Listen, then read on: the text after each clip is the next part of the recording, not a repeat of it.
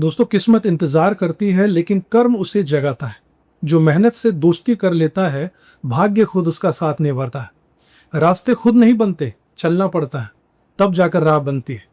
आज पसीना बहाओगे तो कल किस्मत खुद ताली बजाएगी। नमस्कार दोस्तों, स्वागत करता हूं आपका अपने YouTube चैनल किस्मत की रेखा पर। मैं हूं आपका अपना ज्योतिष रत्न भुवनेश और लेकर आ गया हूं एक बार फिर से आपके लिए बहुत ही रोचक ज्योतिषीय घटना के बारे में पूरा विश्लेषण। और सच में दिल से धन्यवाद उन सभी लोगों का जिन्होंने इस चैनल को इतना प्यार दिया, जो लोग लगातार वीडियो को लाइक कर रहे हैं, शेयर कर रहे हैं और कमेंट करके अपनी राय भी दे रहे हैं। आप लोग ही इस चैनल की असली ताकत हो। तब तक आपने अगर चैनल को सब्सक्राइब नहीं किया तो जरूर कर लीजिएगा, बेल आइकन प्रेस कर दीजिएगा, वीडियो पसंद आए तो लाइक कीजिएगा। आज हम एक बहुत ही खास और पावरफुल ग्रह की बात करने वाले साथी, देवगुरु बृहस्पति यानी जुपिटर। अब ये सिर्फ एक ग्रह नहीं है, ये आपकी विजडम है, बुद्धिमत्ता है, आपकी ग्रोथ है, तरक्की है, आपकी लाइफ में आने वाली सारी अवसर अपॉर्चुनिटीज का सबसे बड़ा कारक ग्रह होता है। तो आज का वीडियो बड़े ध्यान से देखना, क्योंकि जो चीजें मैं आपको बताने वाला हूं वो सीधे सीधे आपकी लाइफ से कनेक्ट करने वाली है साथी। देखिए, जो भी मैं अब इस वीडियो में बताने वाला हूं ये 2026 का सबसे बड़ा और सबसे पावरफुल गोचर है साथी। सच में ये कोई नॉर्मल ट्रांजिट नहीं है। 2026 में गुरु अपनी उच्च राशि कर्क में प्रवेश करने जा रहे हैं। कर्क राशि यानी कैंसर साइन, जो चंद्रमा की राशि है। अब इसे थोड़ा सा सिंपल तरीके से समझिए।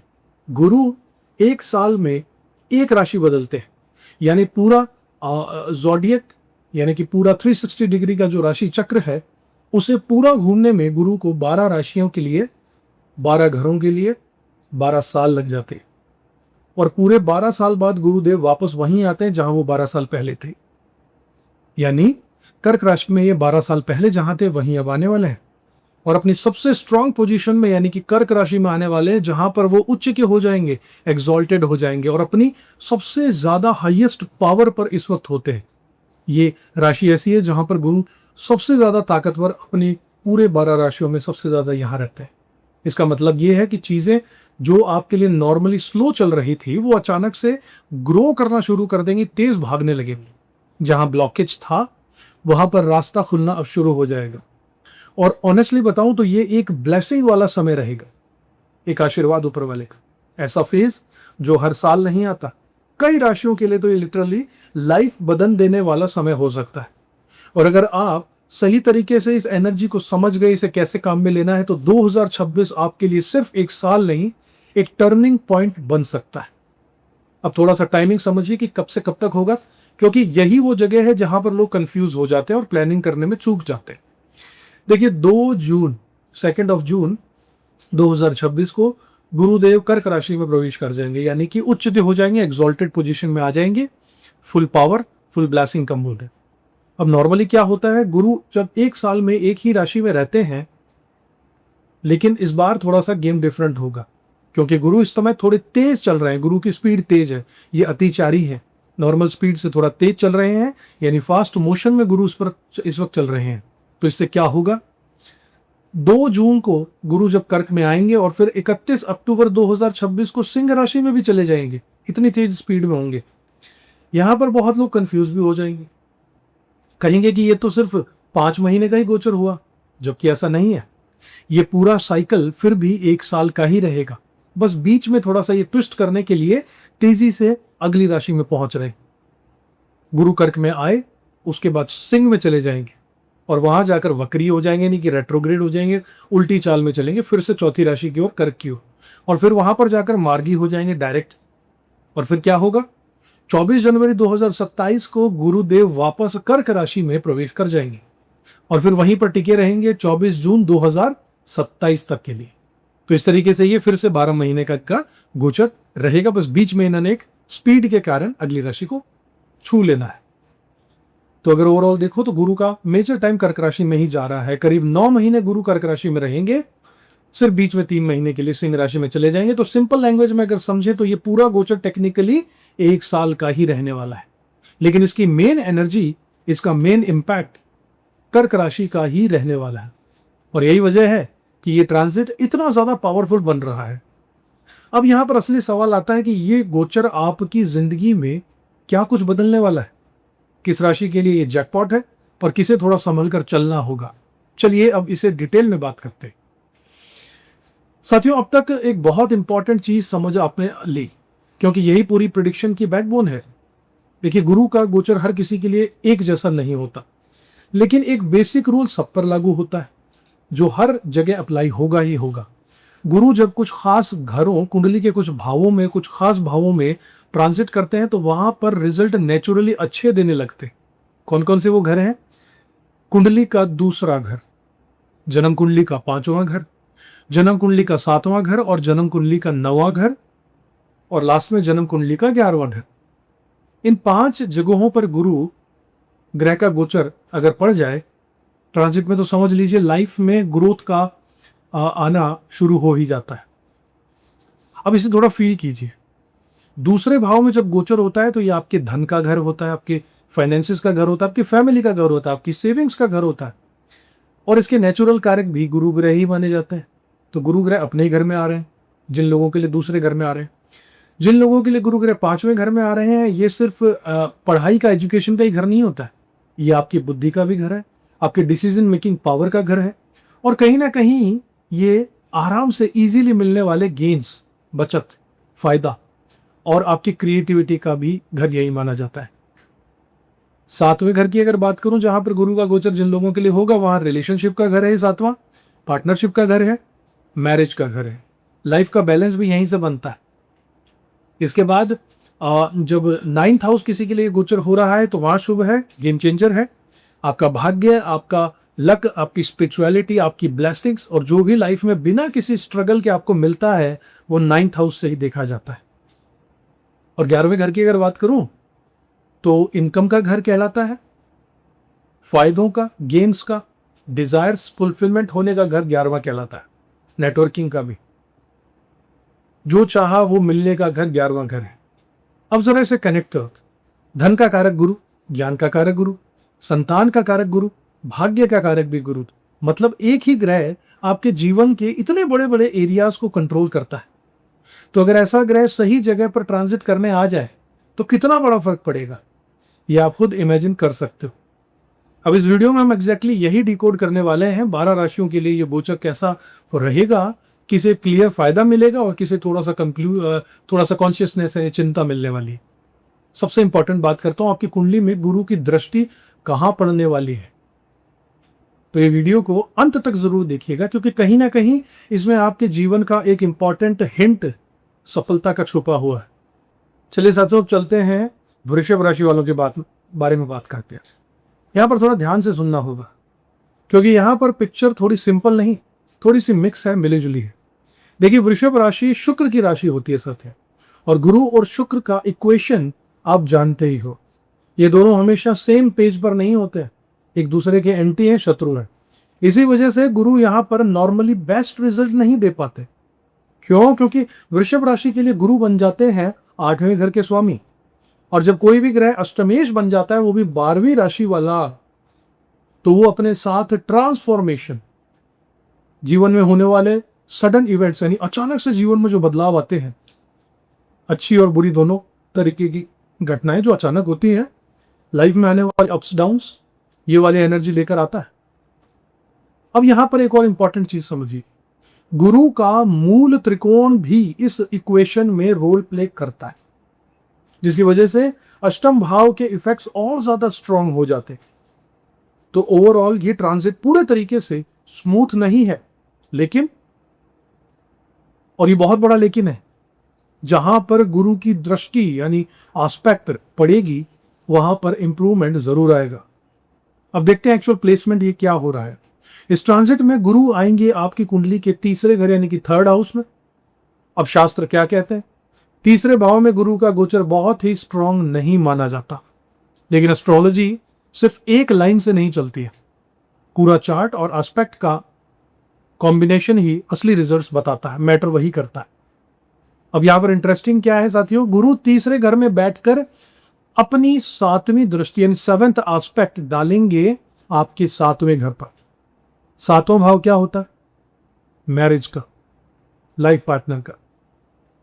माफ कीजिएगा, 7वीं नहीं, वो आपकी 5वीं दृष्टि होगी।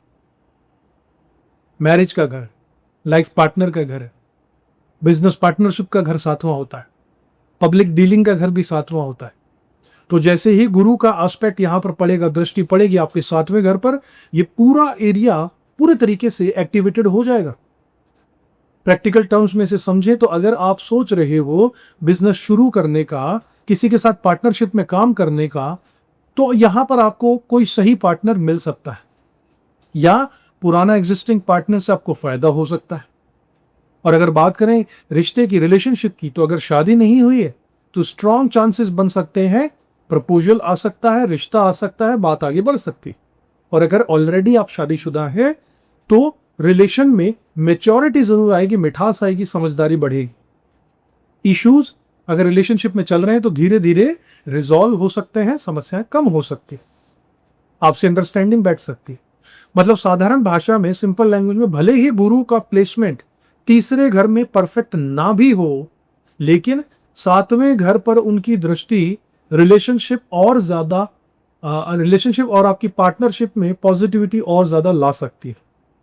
तो वृषभ राशि वालों के लिए ट्रांजिट थोड़ा मिला जुला है, लेकिन जहां सही एक्टिवेशन होगा वहां पर रिजल्ट आपको क्लियरली फील होने लगे। अब बात करते हैं और कौन कौन से एरियाज हैं जहां पर गोचर असर डालने वाला है। यहां पर पिक्चर और भी ज्यादा इंटरेस्टिंग हो जाएगी, क्योंकि अब हम बात कर रहे हैं गुरु की दृष्टियों की, और असली मैजिक यहीं से शुरू होगा। गुरु तीसरे घर में आपकी कुंडली में बैठे हैं, लेकिन उनका काम सिर्फ वहां पर बैठना ही नहीं है। जहां जहां उनकी दृष्टि जाती है वहां वहां लाइफ के एरियाज को वो एक्टिवेट होने में लग जाते हैं। सबसे पहले गुरु की दृष्टि पड़ेगी आपके 9th हाउस पर, 9वें घर पर, 7वीं दृष्टि। ये बहुत बड़ा पॉइंट है, इसे हल्के में मत लीजिएगा, ध्यान से सुनिएगा। 9th हाउस, 9वां भाव किस चीज का है? आपके भाग्य का, लक का, स्पिरिचुअलिटी, आध्यात्म, पूजा, धर्म, इन सब का घर है 9वां घर। ब्लेसिंग्स का, ऊपर वाले के आशीर्वाद का भी, पिता का घर है, गुरु की कृपा पाने का घर है। तो जैसे ही ये भाव एक्टिवेट होगा गुरु की दृष्टि से, आपके जीवन में ये सारी चीजें जो मैंने बताई स्मूथली चलने लगेंगी, बढ़ने लगेंगी।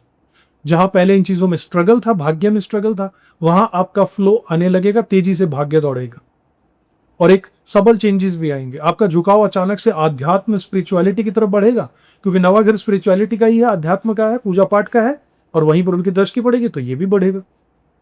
अंदर से गाइडेंस आपको मिलने लगेगी, अंतरात्मा कहने लगेगी, सही और गलत का सही सेंस स्ट्रांग हो जाएगा, सिक्स सेंस अच्छा हो जाएगा।